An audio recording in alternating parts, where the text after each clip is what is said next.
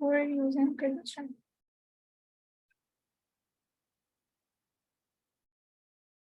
You can wait maybe 5 minutes maximum. So Maruk will wait for 5 minutes, but everyone else joins. So here we'll start. Okay. So you can share the story और मैं groups के अंदर message करता हूँ.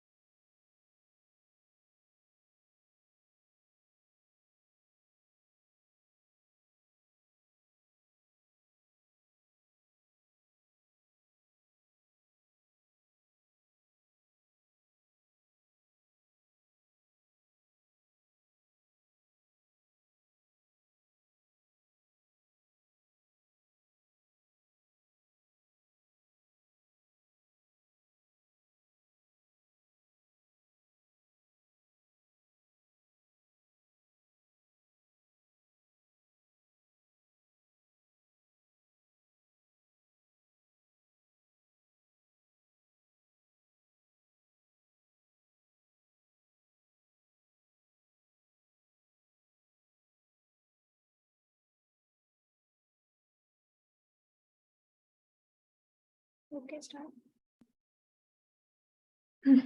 Assalamu alaikum everyone. This is Amna here, Science Communicator for Khwarizmi Science Society. And I would like to welcome all of you on today's webinar, which is on how science is transforming wound healing. Wound healing is a difficult process, and it has been a focus for medical research for centuries. With the development of science over years, we have seen how it has transformed the whole conventional methods of treating our bodies. Before we start the session officially, I would like to share some information about Khwarizmi Science Society. KSS is a non-profit organization who has been working to promote science and research in Pakistan. KSS is not only the oldest, but it also the most active grassroots level movement, which has been dedicated to make science accessible to everybody. What sets apart KSS from other societies is its annual movements, which are Lahore Science Melas, which have welcomed over 100,000 individuals from all walks of life. And I must say, LSMs have impacted millions of minds over the years into becoming the future scientists and technologists of Pakistan. Moving towards today's webinar, we will be focusing on stem cell development and skin regeneration processes. And we have the privilege of hearing from one of the leading experts in the field, Ms. Maruk Riaz, who is working as Marie Curie PhD Fellow on a Skintum project, which is funded by European Union. She has also been a doctor researcher in many and has been linked with many esteemed institutions in Europe. So with years of experience and research, she will guide us through the intricacies of this fascinating topic. And without further ado, please welcome Ms. Maru. And once again, thank you so much for joining us, and over to you. Thank you. Thank you, Ms. Amna, for giving me this opportunity.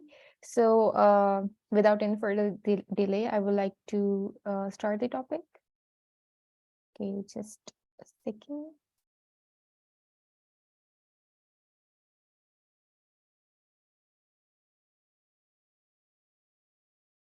So everyone can see my slides right now? Yes, we can. Okay.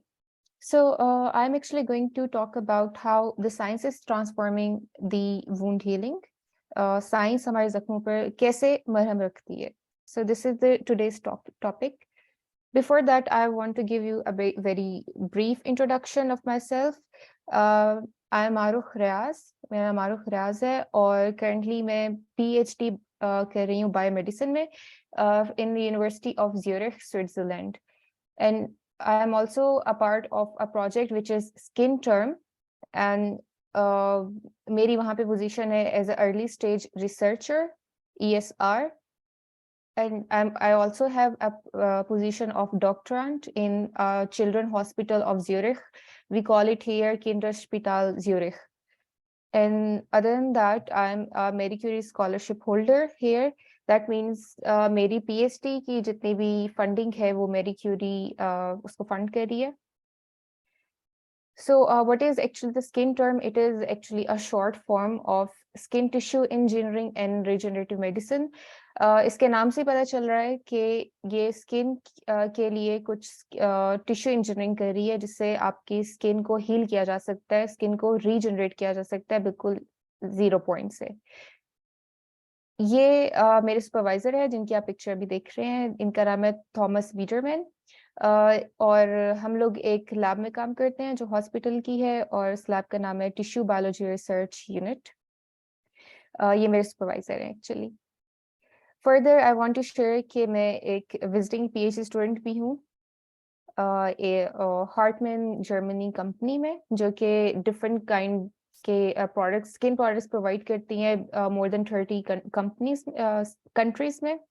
Further मैं PhD student हूँ, visiting student हूँ Durham university में जो कि England में है, और रेडमाउंट UMC Netherland university में भी PhD विजिटिंग स्टूडेंट हूँ. ओके, सो आज का टॉपिक स्टार्ट करते हैं. I want to start with the introduction of science, क्योंकि हम लोग ये देखना चाह रहे हैं कि साइंस कैसे हमें हेल्प कर रही है वुंड हीलिंग में, हमारे जख्म ठीक करने में साइंस का क्या पार्ट है. So let's start with introduction of science first. तो मैं पहले ये बताना चाहूंगी कि साइंस ये है जो आपको एविडेंस देती है, आपको शाहिद देती है कि क्या चीज हो रही है, इसके पीछे क्या बैकग्राउंड है और इसको कैसे अचीव किया जा सकता है. तो सबसे पहले क्या होता है कि साइंस ऑब्जर्व करती है. फर्स्ट स्टेप ये होता है कि अराउंड दुनिया में आपके इर्द गिर्द क्या क्या हो रहा है. फिर उसके लिए एक्सपेरिमेंट्स किए जाते हैं साइंस में टू प्रूव कि अगर एक प्रोसेस हो रहा है तो वो प्रोसेस हो कैसे रहा है. और अगर हम उसको समझ रहे हैं कि उसके होने का एक तरीका ये है कि सपोज अगर बारिश हो रही है तो वो कैसे हो रही है, हम एक प्रेडिक्शन करते हैं कि हो सकता है कि बादल आए हों, हो सकता है कि वहां पे केमिकल रिएक्शन हुए हों, और हो सकता है फिर जाके पानी बना हो जो बारिश बन के जमीन पर आया हो. लेकिन वो एक्चुअली वहां पे हो भी रहा है कि नहीं, तो उसके लिए एक्सपेरिमेंट्स किए जाते हैं. और एक्सपेरिमेंट्स के बाद एनालिसिस किया जाता है ये देखने के लिए कि हाँ हमने एक प्रेडिक्शन की थी शुरू में और एक्सपेरिमेंट हो गए हैं, तो जो हमारे रिजल्ट्स आए हैं उस प्रेडिक्शन को सपोर्ट कर रहे हैं कि नहीं. तो जब इस पूरे प्रोसेस से गुजरने के बाद आपके पास कुछ रिजल्ट्स आते हैं तब जाके एक एविडेंस बनता है, आपके पास एक सबूत आता है कोई भी बात कहने का कि हाँ हम एक बात कह रहे हैं, एक स्टेटमेंट दे रहे हैं दुनिया को, तो वो एक्चुअली वैसे हो भी रही है कि नहीं, और हमारे पास उसके शवाहिद, उसका कोई प्रूफ है कि नहीं अपनी बात प्रूफ करने का. तो दिस इज एक्चुअली साइंस. तो अब हम ये देखना चाहेंगे कि साइंस हमारे जितने जख्म होते हैं बॉडी में, ह्यूमंस को होते हैं, एनिमल्स को होते हैं, बर्ड्स को होते हैं, तो उसमें किस तरह से साइंस हेल्प करती है, साइंस हमें किस तरह से शवाहिद देती है, प्रूफ देती है। तो उससे पहले मैं एक यहाँ पे जनरल कॉन्सेप्ट है जो देना चाहूंगी, जिसको हम कहते हैं सेल टू ऑर्गन जर्नी। तो एक्चुअली इसमें ह्यूमन बॉडी की अगर बात की जाए या किसी भी एनिमल की बात की जाए, तो हर एक जो जिंदा चीज है, लिविंग ऑर्गेनिज्म है, वो एक स्मॉलेस्ट यूनिट से मिलकर बना है जिसको हम सेल कहते हैं। और अगर इन सेल्स को मिला लिया जाए तब जाके एक टिश्यू बनता है, और डिफरेंट टाइप्स मुख्तलिफ किस्म के टिश्यूज को मिला लिया जाए तब जाके एक ऑर्गन बनता है। जैसे कि मैं एक स्किन की बात करूं, तो स्किन के अंदर आपकी जो जिल्द है उसमें मुख्तलिफ किस्म की लेयर्स होती हैं स्किन की। फर्दर हर लेयर में एक डिफरेंट किस्म का सेल होता है। तो जब वो डिफरेंट किस्म के सेल्स मिलेंगे, डिफरेंट किस्म के टिश्यूज बनाएंगे, उन डिफरेंट टाइप्स के टिश्यूज को हम मिलाएंगे तब जाके एक ऑर्गन बनेगा जिसको हम स्किन कहते हैं। यही अगर आप देखें तो आप बॉडी के डिफरेंट ऑर्गन्स ले लें, हार्ट ले लें, हार्ट में डिफरेंट चैम्बर्स होते हैं, डिफरेंट सेल्स होते हैं। आप ब्रेन ले लें, उसकी डिफरेंट लेयर्स हैं, डिफरेंट पार्ट्स हैं, उसमें भी डिफरेंट सेल्स हैं। इसी तरह आप कोई भी ऑर्गन उठा लें, उसमें डिफरेंट सेल्स, डिफरेंट टिश्यूज होंगे, और हर एक सेल का एक डिफरेंट फंक्शन होगा। जैसे मैं अगर कह रही हूँ कि स्किन की 3 लेयर्स हैं, तो उसमें डिफरेंट सेल्स हैं, हर एक सेल का दूसरे सेल से एक मुख्तलिफ फंक्शन है। ये बहुत ज्यादा खूबसूरत और बहुत डीप बात है कि अल्लाह ताला ने इतनी छोटी सी चीज के को इतना इख्तियार दिया है कि वो एक कंप्लीट फंक्शन, उसकी कंप्लीट आइडेंटिटी है, जिससे कंप्लीट जुड़ा हुआ एक फंक्शन है जो परफॉर्म कर रहा है और जो उसको मुख्तलिफ बनाता है। फर्दर स्किन की ये बात करें तो ये जो इमेज है ये आपको बता रही है कि स्किन के अंदर 3 लेयर्स होती हैं। एक तो वो लेयर है जो आप नॉर्मली अपनी बॉडी पे देखते हैं बाहर से, ठीक है, लेकिन जब आप उसके अंदर जाएंगे तो आपको मजीद नजर आएगा कि उसमें कितनी ज्यादा डेप्थ है। वो एक सिंपल सी चीज नहीं है जिसको आप एक आंख से देख रहे हैं और आप अंदाजा लगाते हैं कि आप देखते हैं तो आपको बस ये नजर आता है कि उसका रंग ये है, उसके ऊपर बाल हैं, और उसके ऊपर हो सकता है कि वो बहुत साफ सुथरी हो सकता है वो थोड़ी सी दागदार हो, आपको बस ये नजर आ रहा होता है। लेकिन एक्चुअल में स्किन उससे कहीं ज्यादा एक कॉम्प्लेक्स टॉपिक है। तो सबसे ऊपर एक स्किन की लेयर है, उसके नीचे एक लेयर है, और उसके नीचे वो एक मसल से अटैच हुई हुई है। तो अब वो स्किन आपकी पूरी बॉडी का पार्ट है। और यहाँ पे मैं ऐड करना चाहूंगी कि स्किन जो है वो लार्जेस्ट ऑर्गन है बॉडी का, ठीक है। इतना बड़ा ऑर्गन ह्यूमन बॉडी में है ही नहीं, स्किन से बड़ा कोई ऑर्गन है ही नहीं, तो जरूरी इसके कुछ ना कुछ फंक्शंस होंगे। तो यहाँ पे मैं इसकी इंपॉर्टेंस बताने के लिए आपको इसके फंक्शंस बताना चाहूंगी कि स्किन आपकी बॉडी को कलर्स देती है। हर इंसान दुनिया में दूसरे से मुख्तलिफ है। अगर आप उसकी रंग की बात करेंगे तो अल्लाह ताला ने मुख्तलिफ रंग दिए हर इंसान को, जिसकी एक आइडेंटिटी है। तो ये स्किन उसको कलर देती है। फिर स्किन अगर एक लार्जेस्ट ऑर्गन है, आपके हर पार्ट को कवर कर रही है, तो इसका जरूरी कोई ना कोई फंक्शन होगा। तो वो क्या करती है, आपकी स्किन आपको मुख्तलिफ किस्म के इन्फेक्शन से बचाती है। वायरल इन्फेक्शन से बचाएगी, आपके बैक्टीरियल इन्फेक्शन से बचाएगी। और अक्सर कुछ जगहों पे भी मुल्कों में देखा गया है कि आपको स्किन कैंसर भी हो जाता है अगर आप प्रोलोंग बहुत ज्यादा अंडर सन काम करें। तो सनलाइट की वजह से कभी कभी आपको कैंसर भी हो जाता है।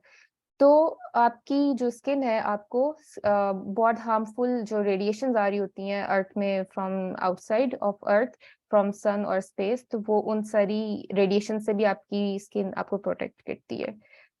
क्योंकि अगर देखें आप तो कहीं पे आपका जख्म हो जाए तो हम क्या करते हैं, उसको फौरन से बैंडेज कर देते हैं, बैंडेज लगा देते हैं, उसको बंद कर देते हैं जख्म को, क्योंकि हमें ये खतरा होता है कि वहां पे कोई इन्फेक्शन हो जाए। क्योंकि अगर इन्फेक्शन हो गया तो वो फैल जाएगा और हीलिंग नहीं होगी, आपकी स्किन बंद नहीं होगी, और वो आपको मुश्किलात का वहां पे सामना करना पड़ेगा। तो यहाँ पे आप देख सकते हैं कि स्किन कितना अहम किरदार अदा कर रही है आपकी बॉडी को महफूज रखने में फ्रॉम आउटर फैक्टर्स। फिर जैसे कि स्किन है, उस आपके स्किन के अंदर बाल होते हैं, तो वो आपकी स्किन बियर कर रही होती है उन बालों को भी, और वो भी एक किस्म का आपका इम्यून सिस्टम है, बाल भी आपका एक किस्म का इम्यून सिस्टम है। नॉर्मली ये देखा जाता है कि आजकल की सोसाइटी के अकॉर्डिंग कि कुछ लोग उन बालों को रिमूव करते हैं, लेकिन अगर तो आप उन बालों को वहां पे सस्टेन करें तो वो आपकी बॉडी को अगेन एक टाइप की इम्यूनिटी प्रोवाइड करती है। फर्दर स्किन जो है हम लोग जैसे कि पाकिस्तान एक गर्म इलाका है, वहाँ पे टेम्परेचर यूजुअली हाई रहता है, साल के 12 में से 9 महीने में टेम्परेचर बहुत हाई रहता है। तो स्किन उसमें क्या किरदार अदा करती है कि हमारी बॉडी का इंटरनल टेम्परेचर वो एक मेंटेन रहना चाहिए, ताकि हमारी बॉडी के अंदर जितने भी पार्ट्स हैं वो एक अपना ऑप्टिमम फंक्शन परफॉर्म करते रहे। तो उस अंदर के टेम्परेचर को मेंटेन करने के लिए हमारी स्किन हमारी बॉडी से एक्स्ट्रा जो हीट है वो बाहर निकालती रहती है इन फॉर्म ऑफ स्वेट। आपको जो पसीना आता है वो इसलिए आ रहा होता है कि आपकी बॉडी का टेम्परेचर अंदर इंक्रीज हो रहा है, उसको डिक्रीज करना है। तो उससे आपकी स्किन आप स्वेट बना के, पसीना बना के उसको बाहर निकाल रही होती है। तो ये भी स्वेटिंग भी एक तरह का अल्लाह ताला ने आपको एक नेमत दी है, ताकि आपकी बॉडी जितने भी फंक्शन है वो इजीली परफॉर्म कर सके। उसके अलावा आपकी बॉडी स्किन जो है उसमें सेंसेशंस होती हैं कि वो किसी भी किस्म के टच को फील कर सकती है, और वो टच किसी भी किस्म का हो सकता है। हो सकता है कि आपकी बॉडी पे कोई प्रेशर पड़ रहा हो तो आप वो फील करें, हो सकता है कि कोई वहां पे माइन्यूट सा पेन आ जाए आपकी बॉडी को, किसी भी शार्प ऑब्जेक्ट ने आपको पिंच किया हो तो आप वो पेन फील करते हैं वहां पे। तो वो भी आपकी स्किन की सेंसरी फंक्शन है, जिसकी वजह से आप वो सब कुछ फील कर सकते हैं। क्योंकि कभी कभी ऐसा होता है कि अगर आप कुछ बर्न पेशेंट देखें जिनकी कुछ बॉडी का पार्ट जो होता है वो जल जाता है और स्किन वापस आती है, तो कभी कभी ऐसा देखा जाता है कि वहां पे ना तो बाल आते हैं और ना ही वो जो एरिया है उसके अंदर कोई सेंसेशन रहती है। मतलब अगर आप उसको टच करो तो वो कुछ भी फील नहीं कर पाती वो स्किन, क्योंकि वो जो ओरिजिनली वहां पे स्किन थी वो उसके फंक्शन से वहां पे परफॉर्म नहीं कर रही है। तो ये एक इसका बड़ा अच्छा हिस्सा है कि यू कैन फील एनीथिंग। कोई एक स्लाइट सा भी टच है तो आप उसको फील कर सकते हैं। अगर आपके करीब से कोई हवा का गुजर भी हुआ है, हालांकि उसने आपको टच नहीं किया, गुजर हुआ है, तो वहां आपको उससे फील हो जाता है कि यहाँ से कुछ हुआ है, थोड़ा सा कोई चेंज गुजरा है यहाँ से। तो ये सारी आपकी स्किन की फंक्शन है जो आपको इतना अलर्ट भी रख सकती है कि हाँ भी यहाँ पे थोड़ा सा कोई चेंज हुआ है, मे बी कोई अच्छी चीज हुई है और मे बी उसने आपको अलर्ट कर दिया है। तो ये सारे स्किन के फंक्शंस हैं।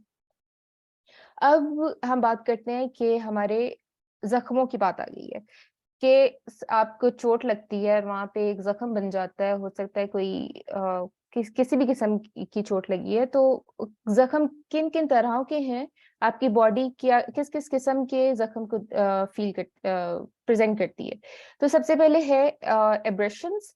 इसको हम कहते हैं कि अगर हम आम अल्फाज में देखें तो हम कहते हैं कि रगड़ लग गई है, कि अगर आपकी स्किन किसी भी जगह से थोड़ी सी भी रेजिस्टेंस का फील हुआ है उसको प्रेशर के साथ, तो वहां पे स्किन स्क्रैप हो जाती है और आउटर लेयर उतर जाती है। तो वो बहुत ज्यादा डीप कट नहीं होता है, बहुत शैलो सा स्क्रैप आता है स्किन पे, उसको हम कहते हैं एब्रेशंस।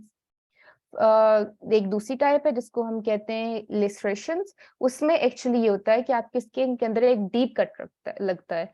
इसमें हम जैसे कि आम जुबान में कहते हैं कि आपकी स्किन खुल गई है, जख्म खुल गया है वहां पे।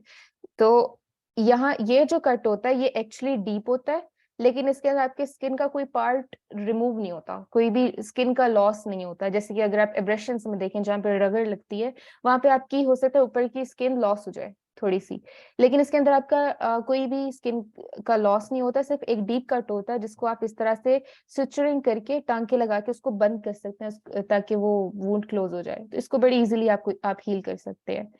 नेक्स्ट है वुंड की टाइप बर्न्स। मतलब अगर तो आपकी स्किन जल गई है तो वहां पे वो स्किन के जलने की कई वजूहत हो सकती हैं, जैसे कि आपकी किसी फायर से जल सकती है स्किन, हो सकता है कोई आपको इलेक्ट्रिकल शॉक लगा हो उससे स्किन जल गई है, या कोई जैसे हम देखते हैं एसिड अटैक्स होते हैं लोगों पे, या कोई मिसहैप हो गया कि आप पे एसिड गिर गया है तो वहां से स्किन जल जाती है। तो ये भी एक टाइप है बर्न की। इसमें क्या होता है कि आपकी जो स्किन की लेयर्स है वो कंप्लीटली रिमूव हो जाती हैं और कोई बहुत बड़ा स्किन का ओपन वुंड वहां पे क्रिएट हो जाता है जो बहुत ज्यादा पेनफुल होता है। तो ये एक नेक्स्ट टाइप है स्किन वुंड्स की। फर्दर है इसको कहते हैं बेड सोर। ये कैसे होता है कि अगर आप कुछ दिनों के लिए या कुछ महीनों के लिए अगर आप लेटे रहें, ये ज्यादातर पेशेंट्स में होता है जो मूव नहीं कर पाते, तो जब आप लेटे रहते हैं तो आपकी स्किन पे प्रेशर पड़ के आपकी अपनी बॉडी का प्रेशर पड़ता है और वहां पे ऑक्सीजन की इतनी वो सप्लाई नहीं हो पाती और वहां पे एक जख्म बनना शुरू हो जाता है, उसको हम कहते हैं बेड सोर। और इनको हम प्रेशर अल्सर्स भी कहते हैं कि एक प्रेशर की वहां पे की वजह से वहां पे एक अल्सर बन गया है। तो ये एक न्यू टाइप ऑफ वुंड है। फर्दर, अब जख्म तो बन गए हैं, लेकिन कुछ जख्म बहुत जल्दी हील भी हो जाते हैं। जैसे अगर आप देखें रगड़ लगी है तो हील हो गया, या कोई छोटा सा कट हुआ है, हमने सुचरिंग कर दी, उसको वहां पे टांके लगा दिए, वो बंद हो गया और कुछ टाइम बाद आप देखते हैं बैंडेज चेंज की और वो हील हो गया। लेकिन कुछ जख्म ऐसे होते हैं जैसे कि डायबिटिक अल्सर्स आप ले लें, कि जो डायबिटीज के पेशेंट्स होते हैं उनकी स्किन में जख्म बनना शुरू होते हैं और वो हील नहीं होते, और वो बहुत ज्यादा टफ टाइम देते हैं कि अगर तो वो हील होते हैं तो वो उनको सालों लग जाते हैं। या अगर तो आपको बर्न हो गया, आपकी स्किन जल गई है, तो जैसे पाकिस्तान में बर्न के पेशेंट बहुत ज्यादा होते हैं। अगर आप जिना हॉस्पिटल के बर्न सेंटर में जाएं तो डेली बेसिस पे बहुत ज्यादा केसेस आ रहे होते हैं बर्न पेशेंट्स के। तो उनकी जिस्म का कोई 30% पार्ट जल चुका होता है, कभी कभी 90% भी जला होता है, तो वो उस सिचुएशन में स्किन हील नहीं होती है। तो वो स्किन अब वहां पे, और स्किन का कुछ पार्ट है लेकिन अब वहां पे हील क्यों नहीं हो रही है, वहां पे स्किन क्यों नहीं आ रही है दोबारा, तो उसकी कुछ वजूहात हैं। तो सबसे पहले एक वजह ये है कि वहां पे आपकी जब एक स्किन जल गई है तो वहां पे जितने भी ब्लड वेजल्स होती हैं वो जल चुकी होती हैं। अब जब वहां पे ब्लड वेजल्स ही नहीं है तो वहां पे ब्लड सप्लाई नहीं हो रही, वहां पे खून ही नहीं आ रहा है। और खून का वहां पे आना बहुत जरूरी है, क्योंकि जब एक ब्लड आपकी बॉडी में सप्लाई हो रहा है तो उस ब्लड के साथ बहुत सारे न्यूट्रिशंस आ रहे हैं, न्यूट्रिएंट्स आ रहे हैं बहुत ज्यादा, और खून जो है आपकी उस पार्ट को क्लीन करता रहता है थ्रू आउट, जैसे जैसे से खून आता है। तो अगर तो वहां पे खून नहीं आ रहा है तो वहां पे आपकी न्यूट्रिशन नहीं आ रही है, जो कि आपकी वूंड को रिक्रिएट होने में, स्किन को रिएट करने के लिए बहुत जरूरी है। तो वहां पे ब्लड प्रेजेंट नहीं है। सेकेंडरी ये है कि सपोज बर्न है, वहां पे स्किन नहीं है, तो अब जब जख्म खुला हुआ है तो आपको पता है कि एनवायरनमेंट में बहुत ज्यादा वायरसेस और बैक्टीरियाज होते हैं जो आपके जख्म को अटैक कर सकते हैं। तो जैसे ही वो जख्म अटैक करते हैं वहां पे इन्फेक्शन हो जाता है, और उस इन्फेक्शन को फाइट करने के लिए आपके पास वहां पे कोई भी इम्यूनिटी प्रेजेंट ही नहीं है, तो आपको इन्फेक्शन हो सकता है जिसकी वजह से आपका वुंड हील नहीं होता। तो इसलिए आप जितने आपके जख्म होते हैं उनको कवर करना बहुत जरूरी है, ताकि एक शील्ड बन जाए जो आपके जख्म को आउटर एनवायरनमेंट से, आउटर बैक्टीरियाज और वायरसेस के अटैक से प्रोटेक्ट करे। तो उस जख्म को बंद करना बहुत जरूरी है। थर्ड इज के आपने, ये बहुत नॉर्मल है कि जब भी कहीं पे जख्म होता है तो वहां पे इन्फ्लेमेशन हो जाती है, वहां पे स्वेलिंग हो जाती है। एक्चुअली स्वेलिंग तो बॉडी के लिए बड़ी अच्छी होती है, क्योंकि जब स्वेलिंग होती है तो बॉडी की जितनी इम्यूनिटी होती है और जो सेल्स हील कर रहे होते हैं वो वहां पे बहुत ज्यादा उनकी सप्लाई होती है। जब वहां पे उनकी एक्टिविटी इतनी ज्यादा होती है कि वहां पे टेम्परेचर हाई हो जाता है उन सेल्स की एक्टिविटी की वजह से, और ब्लड फ्लो बहुत ज्यादा होता है, तो वो रेड होना शुरू हो जाता है और वो स्वेलिंग होना शुरू हो जाती है। लेकिन ये आपकी स्किन की हीलिंग के लिए बहुत इंपॉर्टेंट होता है। लेकिन अगर तो वो स्वेलिंग बहुत ज्यादा हो गई है, एक खास हद से ज्यादा इन्फ्लेमेशन हो गई है, तो वो भी बहुत ज्यादा खतरनाक होता है, क्योंकि अब वो आपके स्किन को हील नहीं कर रही बल्कि वो आपके स्किन को डीजनरेट कर रही है। क्योंकि कहते हैं ना कि हर चीज की एक्सेस जो होती है वो बुरी होती है। तो इस केस में ये है कि अगर इन्फ्लेमेशन एक हद से ज्यादा बढ़ गई है, स्वेलिंग बहुत ज्यादा बढ़ गई है, तो वो अब आपके वुंड को हील करने में हेल्प नहीं करेगी।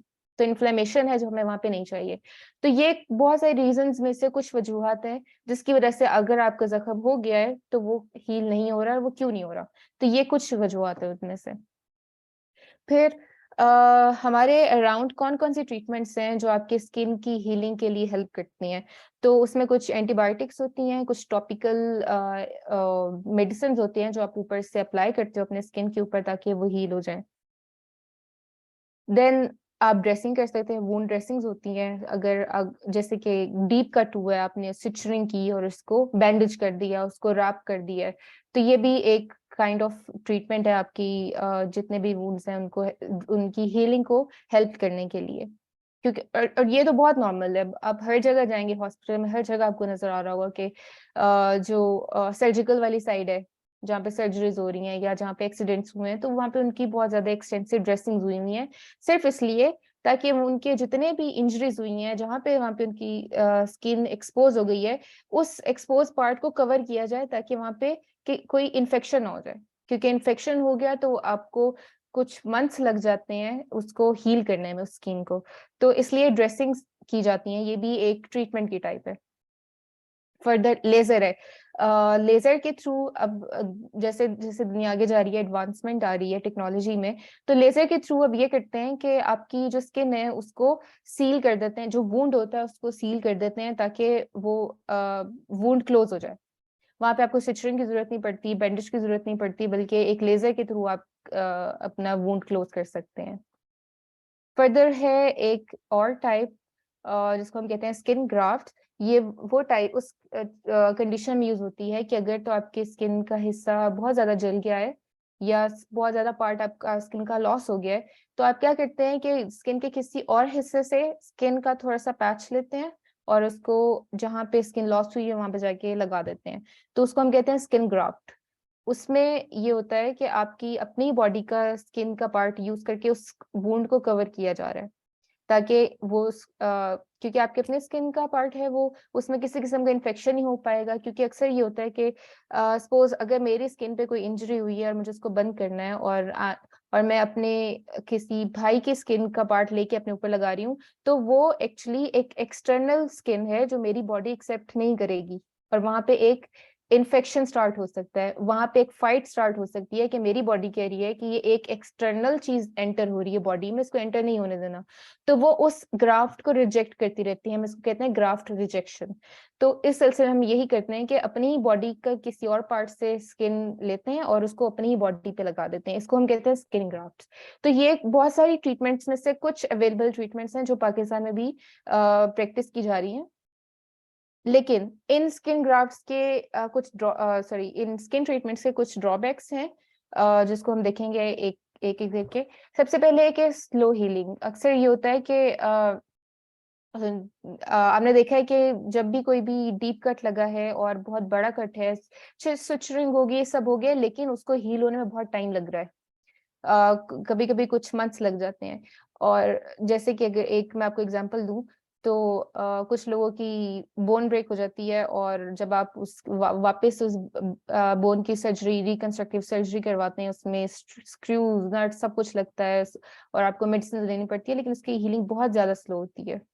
और इसके साथ साथ आपकी मसल का पार्ट भी टीयर हुआ होता है, स्किन भी टीयर हुई होती है, तो वो एक बहुत ज्यादा कॉम्प्लेक्स सिचुएशन क्रिएट हो जाती है और उसको हील होने में बहुत टाइम लगता है। और आपको पता है कि जब भी एक पेशेंट होता है तो उसकी एक सोशल लाइफ भी इम्पेक्ट हो रही होती है, उसके साथ साथ उसके अराउंड एक पूरा एक सर्कल है जिसमें उसने एक अपनी कंट्रीब्यूशन देनी है। लेकिन व्हेन ही इज पेशेंट और वो अपनी लाइफ में कोई इस किस्म की सिचुएशन फेस कर रहा है, तो उसके लिए उस सोशल सर्कल में कोई भी कंट्रीब्यूशन देना बहुत ज्यादा डिफरेंट मुश्किल हो जाता है।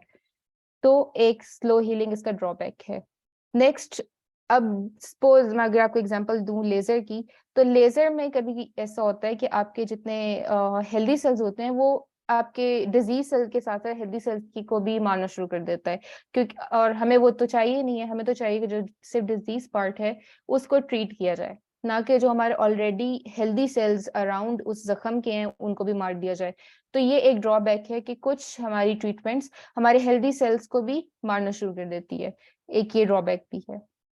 फर्दर स्कारिंग, मतलब कि आपने कोई भी सर्जरी करवाई है, स्किन की सर्जरी करवाई है, तो वहां पे अक्सर स्कार रह जाता है। ये बहुत ज्यादा नॉर्मल है, स्टिचेस हुए हैं वहां पे, स्टिचेस के निशान रह गए हैं। और अक्सर ये होता है कि अगर आपकी स्किन जल गई है तो वो स्किन सपोज रीजनरेट हो गई है, वो स्किन रिपेयर हो गई है, लेकिन वो जलने की वजह से क्या होता है, स्किन वहां पे आई है और स्किन के ऊपर बहुत ज्यादा बल आ गए हैं। स्किन वो वैसी नॉर्मल स्किन नहीं है जो ऐसे आपकी बाकी पूरी पार्ट की बॉडी की स्किन है, उसमें कोई ना कोई डिफरेंस आ जाता है। या तो वहाँ का ये होता है कि कलर चेंज हो जाता है, वहाँ पे पिगमेंटेशन, हाई पिगमेंटेशन हो जाती है, और उससे पता चलता है कि आपकी जो वो वाली स्किन है वहाँ पे कोई ना कोई चोट लगी हुई है और उसकी कोई ना कोई हिस्ट्री है, तो वहाँ पे एक स्कार रह जाता है। तो ये और एस्थेटिकली पर्पस के तौर पे अगर हम देखें तो ये बहुत ज्यादा प्लीजिंग नहीं है, किसी को भी नहीं चाहिए होता है कि उसकी बॉडी के ऊपर किसी किस्म का स्कार हो, तो एक ये ड्रॉबैक भी है इसका।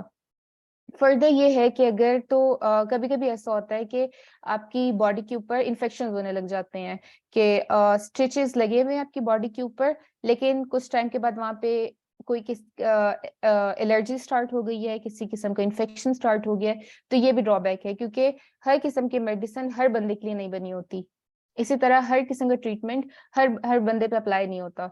तो ये कुछ चीजें हैं जो आपको किसी भी बंदे को कोई भी ट्रीटमेंट रेफर करने से पहले उसकी पूरी बॉडी को स्टडी करना पड़ता है कि उसमें किस किस किस्म की एलर्जी प्रेजेंट है या वो किस किस्म की मेडिसिन से एलर्जिक है, तो आपको सब कुछ देखना पड़ता है। फर्दर अब ये तो हमने देख लिया कि हमारी साइंस क्या है और स्किन क्या है, स्किन के वुंड्स क्या हैं, फिर उनके लिए क्या ट्रीटमेंट्स हैं, और इन ट्रीटमेंट्स के ड्रॉबैक्स भी देख लिए। अब मैं ये बताना चाहूंगी कि उन ड्रॉबैक्स को हम लोग कैसे एक नई टेक्निक से ठीक कर सकते हैं, उन ड्रॉबैक्स को कैसे ओवरकम कर सकते हैं। तो यहाँ पे मैं आपको इंट्रोडक्शन देना चाहूंगी स्टेम सेल का। स्टेम सेल एक एक्चुअली बॉडी का ही पार्ट है, आपकी बॉडी के अंदर बहुत ज्यादा टाइप के स्टेम सेल्स प्रेजेंट होते हैं, जिनके पास ये एबिलिटी है कि वो एक तो खुद को डिवाइड भी कर सकते हैं, और अगर वो चाहें तो वो आपकी बॉडी में किसी भी किस्म का दूसरी टाइप का सेल भी बना सकते हैं, तो हम उसको कहते हैं वो स्टेम सेल है। जैसे मैं अगर एग्जांपल दूं कि आपकी स्किन के अंदर एक स्टेम सेल प्रेजेंट है, और हमारी हर स्किन की 3 लेयर्स हैं, और तीनों लेयर में डिफरेंट सेल्स हैं, तो एक स्टेम सेल उन तीनों लेयर्स के लिए डिफरेंट काइंड ऑफ सेल्स बना सकते हैं, तो वो स्टेम सेल है। वो खुद को डिवाइड भी करेंगे और दूसरी टाइप के सेल में डिफरेंशिएट भी होंगे, तो वो स्टेम सेल है। तो स्टेम सेल को किस किस्म के सेल्स बना सकता है? तो सबसे पहले ब्लड, अगर एक स्टेम सेल प्रेजेंट है तो अगर और आपका ब्लड लॉस हुआ है, तो स्टेम सेल डिवाइड होके वो खुद को चेंज करेगा ब्लड में। ब्लड के जो सेल्स हैं, जैसे कि आपको हम सीबीसी करवाते हैं तो हमें पता चलता है कि हमारे ब्लड के अंदर रेड ब्लड सेल्स हैं जो उसको रंग देता है, व्हाइट ब्लड सेल्स हैं जो कि इंपॉर्टेंट होते हैं, अगर आपको डेंगू वगैरह हो गया तो उसमें आपको व्हाइट ब्लड सेल्स की बहुत जरूरत होती है। प्लेटलेट्स हैं, उनकी बहुत जरूरत होती है। तो ब्लड के भी डिफरेंट काइंड ऑफ सेल्स होते हैं, उन सारी टाइप्स को ये एक स्टेम सेल बना सकता है। फिर अगर आपका मसल है, कहीं पे आपका मसल टीयर हो गया है, मसल फट गया है और उसको हील करना है, तो वहां पे जो स्टेम मसल के अंदर स्टेम सेल प्रेजेंट है वो खुद को डिवाइड करेंगे और कोशिश करेंगे कि वहां पे जितने भी मसल्स हैं उनको रीजनरेट किया जाए, वहां के जो जख्म बना है आपके मसल के अंदर उसको हील किया जाए, तो ये स्टेम सेल ये भी कर सकता है। इसके अलावा अगर आपकी बोन टूट गई है, अगर आपकी हड्डी टूट गई है तो उसको रिपेयर करना है, तो स्टेम सेल आपकी हड्डी को बना सकता है वापस। इम्यून सेल्स, अब ये है कि इम्यून सेल्स आपको दिखते तो नहीं है, जैसे कि आपकी बॉडी के बाकी पार्ट्स दिख रहे हैं, कि स्किन दिख रही है, बोन दिख रही है, बाल दिख रहे हैं, मसल दिख रहा है, you can feel those things. Immune cells को आप फील तो नहीं कर सकते, लेकिन इम्यून सेल्स आपकी बॉडी के अंदर ऐसे सेल्स हैं जो प्रेजेंट होते हैं, आपकी बॉडी को किसी भी इन्फेक्शन से बचाते हैं। अगर आपकी बॉडी के अंदर कोई भी इन्फेक्शन, कोई भी बैक्टीरिया आउटर या फॉरेन बॉडी आ गई है, बैक्टीरिया या वायरस, तो आपकी बॉडी को सेल्स, कुछ सेल्स जो हैं जो इम्यूनिटी क्रिएट करते हैं और आपको प्रिपेयर करते हैं कि आपके अंदर जो बैक्टीरिया आ गया आप उसके अगेंस्ट फाइट करो। तो स्टेम सेल्स क्या करते हैं, अगर तो आपकी बॉडी की इम्यूनिटी लो है या कहीं पे इम्यून सेल्स कम है, तो स्टेम सेल्स खुद को उन इम्यून सेल्स में चेंज करके इम्यून सेल्स बना के आपकी बॉडी की इम्यूनिटी को रिवाइव करता है।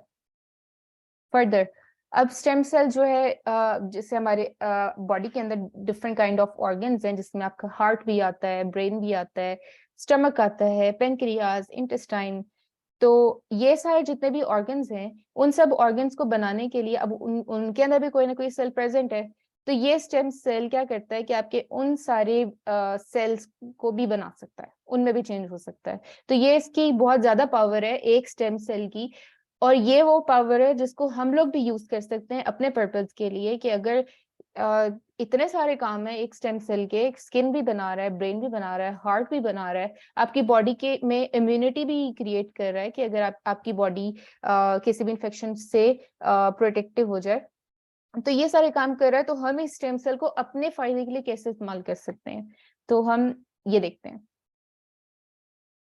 तो अब जैसे कि आज का टॉपिक हमारा स्किन और स्टेम सेल है, तो हम देखते हैं कि अगर तो स्किन फट गई है, स्किन के ऊपर कोई भी वुंड आ गया है, जख्म बन गया है, तो ये स्टेम सेल उस स्किन को कैसे रिपेयर कर रहा है।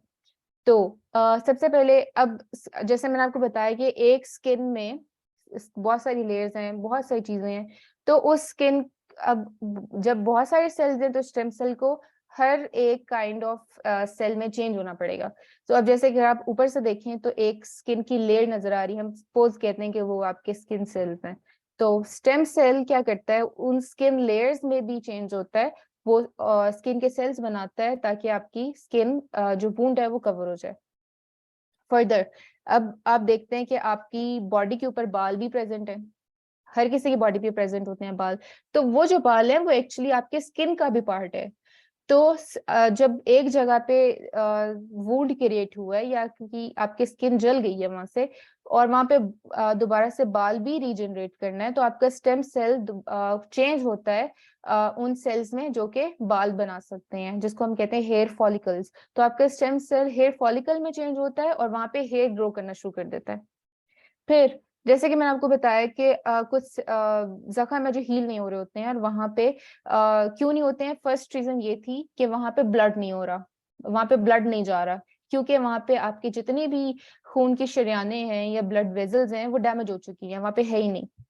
तो जब वहां पे ब्लड वेजल्स नहीं है तो खून भी नहीं आ रहा, तो स्टेम सेल क्या करता है, वो कहता है कि अच्छा यहाँ पे जख्म है, यहाँ पे ब्लड वेजल्स नहीं है, वो चेंज होता है, वो डिवाइड होता है और वो खुद को चेंज कर लेता है ब्लड वेजल्स में, ताकि वहां पे खून की शरियानें बने, ब्लड वेजल्स बने, खून आना शुरू हो, और वहां पे जितने भी, क्योंकि हर सेल को डिवाइड होने के लिए खून की जरूरत है, एक सेल को दूसरे सेल में चेंज होना है, नए सेल्स बनाने हैं, जख्म को बंद करना है, तो खून का होना बहुत जरूरी है वहां पे। तो स्टेम सेल खुद को ब्लड वेजल्स में, ब्लड सेल्स में चेंज करता है ताकि वहां पे जितनी भी ब्लड सप्लाई है वो कंटिन्यू हो सके। नेक्स्ट, जैसे मैंने आपको एग्जांपल दी प्रीवियसली कि आपकी बॉडी स्किन जो है वो किसी भी किस्म के टच को फील कर सकती है, तो वो उसका एक फंक्शन है। अब उस फंक्शन को भी हमने रिवाइव करना है कि आपकी जो स्किन हील हो रही है वहां पे वो सेंसरी हो, वो हर किस्म के सेंसेशन को फील कर सके, वहां पे पेन है उसको फील कर सके, कोई आपको टच कर रहा है, कोई वहां पे आपको प्रेशर आ रहा है तो उस प्रेशर को फील कर सके, कोई लाइट सा प्रेशर है या कोई बहुत ज्यादा डीप प्रेशर आपकी बॉडी के ऊपर, तो उसको आपने फील करना है। तो उसको फील करने के लिए स्किन के अंदर एक्चुअली नर्व्स होती हैं, नर्व एंडिंग्स होती हैं, जिसकी वजह से आपकी स्किन सेंसरी हो जाती है, उसमें सेंसेशन फील होना शुरू होती है। तो अगर तो आपके एक स्किन जल गई है, वहां पे वुंड क्रिएट हो गया है, तो उसको हमने दोबारा से टच सेंसिटिव भी बनाना है, तो उसके लिए स्टेम सेल खुद को चेंज करता है नर्व सेल्स में, और ये वही नर्व सेल्स हैं जो आपको हेल्प करता है किसी भी किस्म की सेंसेशन को फील करने में। फर्दर एक ये स्किन का पार्ट जो आपकी फंक्शन कि आपकी बॉडी की टेम्परेचर को वो मेंटेन रखता है, किस तरह से, स्वेट प्रोड्यूस करके, पसीना प्रोड्यूस करके। तो स्किन के अंदर आपके स्वेट ग्लैंड्स होते हैं जो ये फंक्शन कर रहे होते, इस तरह से फंक्शन करते हैं कि टेम्परेचर इंक्रीज हो गया तो उन्होंने पानी को बाहर निकालना शुरू कर देना है आपकी बॉडी से पसीने की फॉर्म में। तो अब जब स्किन जल गई है वहां से और वहां पे स्वेट ग्लैंड्स नहीं है, आपको पसीना नहीं आ सकता और आपने बॉडी के टेम्परेचर को भी रेगुलेट करना है उस जगह पे, तो वो स्टेम सेल्स आपके स्वेट ग्लैंड्स में चेंज होंगे और वहां पे पसीना बनना शुरू हो जाएगा ताकि आपकी बॉडी का जो टेम्परेचर है वो वहां पे मेंटेन होना शुरू हो जाए। तो अगर आप स्किन में देखें तो एक स्टेम सेल के इतने सारे फंक्शंस हैं, स्किन की लेयर्स भी बनाएगा, वहां पे हेयर्स भी प्रोड्यूस करेगा, उसको टच सेंसिटिव भी बनाएगा, वहां पे बॉडी के टेम्परेचर रेगुलेट करने के लिए वहां पे स्वेट भी प्रोड्यूस करेगा। तो ये स्टेम सेल के ये सारे काम हो गए आपकी स्किन में। तब जाके आपकी एक स्किन हील होती है और ये वो इमेज है जहाँ पे नजर आ रहा है कि ये एक स्किन का पार्ट है, क्यूब है, जिसके अंदर आपको हेयर्स नजर आ रहे हैं बहुत ज्यादा, क्योंकि वो हेयरी स्किन है। वहां पे आपको स्वेट ग्लैंड्स नजर आ रहे हैं, जो नीचे को एक येलो लाइन जो आ रही है, ये स्वेट ग्लैंड्स हैं, ताकि वहां पे स्वेट प्रोड्यूस हो सके। और इस क्यूब में आप देख सकते हैं कि यहाँ पे 3 लेयर्स हैं स्किन की। तो इन सब चीजों को, एक स्टेम सेल इन सब चीजों में चेंज होके अपना कंप्लीट फंक्शन परफॉर्म करता है किसी भी स्किन को हील करने के लिए। तो ये तो हो गया नेचुरल, जो अल्लाह ताला ने हमारी बॉडी के अंदर एबिलिटी रखी हुई है कि आपको चोट लगी है और वो खुद ब खुद हील हो गई। ये तो बहुत नेचुरल है ना, अल्लाह ताला ने हमें हमारी बॉडी में पोटेंशियल रखा हुआ है। तो हम अब इस पोटेंशियल को अपने फायदे के लिए कैसे यूज कर सकते हैं, तो अब उस टॉपिक पे चलते हैं। तो सबसे पहले मैं आपको एक इंट्रोडक्शन देना चाहूंगी स्किन सब्स्टिट्यूट का। स्किन सब्स्टिट्यूट एक्चुअली ये है कि सपोज अगर आपकी इंजरी हो गई है, वहां पे वुंड क्रिएट हो गया है, तो अब आप उस, लेकिन वो वुंड खुद हील नहीं हो रहा है, तो और आपने उस स्किन को सपोज जैसे कि अगर बर्न हो गया और आपकी बॉडी 80% जल गई है, अब वहां पे स्किन ही नहीं है और उस आपकी इन्फेक्शन हो सकता है। तो उस कंडीशन में आप क्या करते हैं, आपको विद इन 1 or 2 days आपकी पूरी बॉडी को कंसील करना होता है ताकि वहां पे इन्फेक्शन हो सके। तो अक्सर इन केसेस में हम क्या करते हैं कि लैब में एक स्किन जनरेट करते हैं, जो उस स्किन को हम पेशेंट की बॉडी पे लगाते हैं ताकि वो बॉडी कवर हो जाए। और जब वो कवर हो जाएगी तो आउटर जितने भी बैक्टीरियाज हैं या वायरसेस है उस बॉडी को अटैक नहीं कर सकेंगे, और जब वो अटैक नहीं करेंगे तो वहां पे इन्फेक्शन नहीं होगा। और जो हमने एक आर्टिफिशियल स्किन लैब में जनरेट की है वो आपकी स्किन को रीजनरेट कर सकती है। तो अब हम चाहते हैं कि हम उन्हीं स्टेम सेल्स को यूज करें और लैब के अंदर एक स्किन बनाएं, एक आर्टिफिशियल स्किन बनाएं जो आपकी बॉडी को फास्ट हीलिंग में हेल्प कर सके। तो अब हम एक लैब में वो आर्टिफिशियल स्किन बना कैसे सकते हैं स्टेम सेल्स को यूज करके, तो अब हम वो देखते हैं। अब ये एक पेशेंट है जिसकी मैं सपोज कहती हूँ 80% बॉडी जल चुकी है और 20% स्किन रह गई है बॉडी पे। तो हम उस पेशेंट का थोड़ा सा स्किन का पार्ट लेंगे, सपोज 2 मिलीमीटर स्किन का पार्ट लेंगे, बहुत छोटा सा, और उस स्किन से different kind of skin cells और different kind of stem cells जो आपकी स्किन में प्रेजेंट हैं उनको निकाल लेंगे, वहां से आइसोलेट कर लेंगे, वही वाले स्टेम सेल्स जो आपकी स्किन की हीलिंग में आपको हेल्प करते हैं। तो उनको लैब में प्रोसेस करेंगे ताकि आपका एक कंप्लीट आर्टिफिशियल स्किन हम लैब में बना सकें। जब वो स्किन आपकी आर्टिफिशियल स्किन बन जाएगी, तो यहाँ पे एक मैंने पिक्चर लगाई है, इसको हम कहते हैं, उस आर्टिफिशियल स्किन को हम स्किन सब्स्टिट्यूट कहते हैं साइंटिफिक लैंग्वेज में। स्किन सब्स्टिट्यूट मतलब एक ऐसी चीज जो आपकी स्किन का ऑल्टरनेटिव है, स्किन सब्स्टिट्यूट। तो जब एक लैब में स्किन सब्स्टिट्यूट बन गया है तो हम क्या करेंगे, वापस उस स्किन सब्स्टिट्यूट को उसी पेशेंट में लगा देंगे जिसकी हमने थोड़ी सी स्किन का पार्ट लिया था। तो इस तरह से हम क्या करेंगे, स्किन सब्स्टिट्यूट बन गया, उसकी बॉडी पे लग गया, उसकी बॉडी हील हो जाएगी और उस पेशेंट को एक इंस्टेंट, नॉट इंस्टेंट बट एक फास्टर एक रूट मिल गया है जिसके थ्रू अपनी बॉडी को वो हील कर सकता है। अब एक पेशेंट है, यूजुअली ये होता है कि जिस पेशेंट की 80 to 90% बॉडी जल चुकी है, उसकी बॉडी पे स्किन ही नहीं है, तो उस पे इन्फेक्शन होता है और यूजुअली नॉर्मल केसेस में ये होता है कि डेथ भी हो जाती है पेशेंट की। तो उस, अब आपने उस डेथ को अवॉइड करना है, उस इन्फेक्शन को अवॉइड करना है, तो आप उसी पेशेंट की स्किन लेंगे, लैब में स्किन, उसकी एक आर्टिफिशियल स्किन जनरेट करेंगे, उसकी बॉडी के ऊपर वो स्किन लगा देंगे, और जब वो हीलिंग होगी उस पेशेंट की जान भी बच जाएगी और पूरी की पूरी बॉडी पे स्किन भी वापस आ चुकी होगी।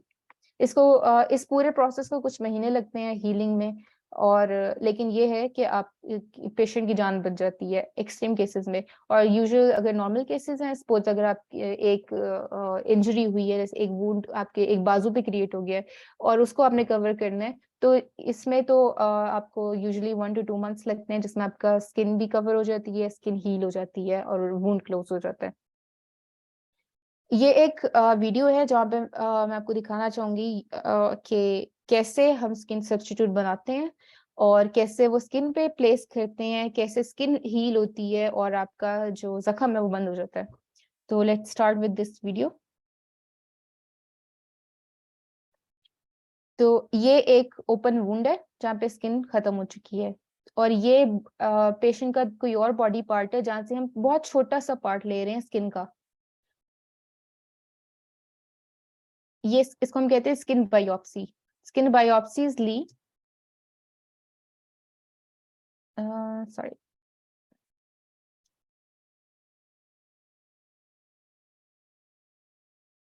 ये हमने स्किन बायोप्सी ली है, बहुत छोटा सा पार्ट, और उसके बाद ये बनाए हैं स्किन सब्स्टिट्यूट लैब में, और वो स्किन सब्स्टिट्यूट लैब में बनाने के बाद वापस उसी पेशेंट के ओपन वुंड पे प्लेस कर दिए हैं स्किन सब्स्टिट्यूट्स। ये स्किन सब्स्टिट्यूट पेस्ट हो रहे हैं ताकि उसके वुंड को क्लोज किया जाए।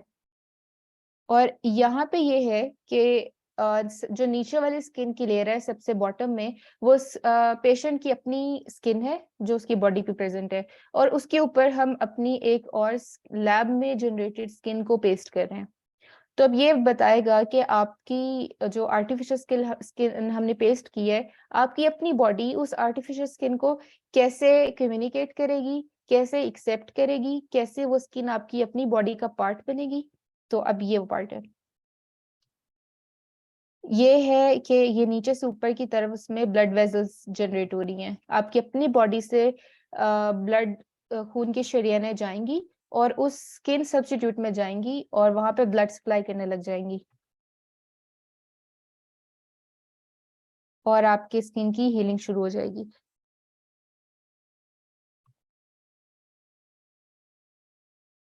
और अब दिखा रहे हैं कि हमने जो स्किन अपनी ऊपर लैब में जो आर्टिफिशियल स्किन बनाई थी, वो लगाई थी, उसके अंदर कैसे सेल्स डिवाइड कर रहे हैं और कैसे वो आपकी स्किन हीलिंग को हेल्प कर रहे हैं।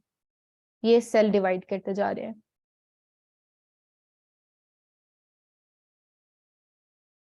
और यहाँ पे आप देख सकते हैं कि आपकी स्किन बिल्कुल हील हो चुकी है, लेकिन अब आप यहाँ पे देखेंगे कि थोड़े थोड़े पार्ट पे थोड़ी सी लाइंस हैं जो कि स्कार है। यहाँ पे आपके स्किन सब्स्टिट्यूट लगाने के निशान रह गए हैं, और ये बिल्कुल वैसे स्किन नहीं है जैसे आपकी बाकी पूरी बॉडी की नॉर्मल स्किन है।